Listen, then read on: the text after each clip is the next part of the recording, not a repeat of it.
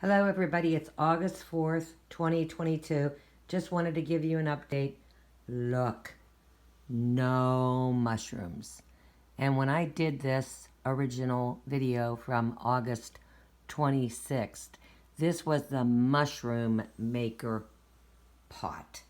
And it was because I had a canopy of leaves.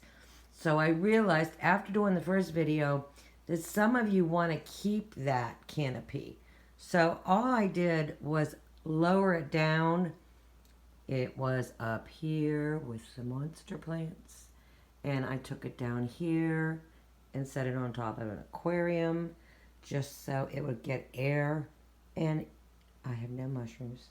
So I'm just giving you this update to let you know. You don't have to put your children in cages like I did with this guy, but he's just so happy.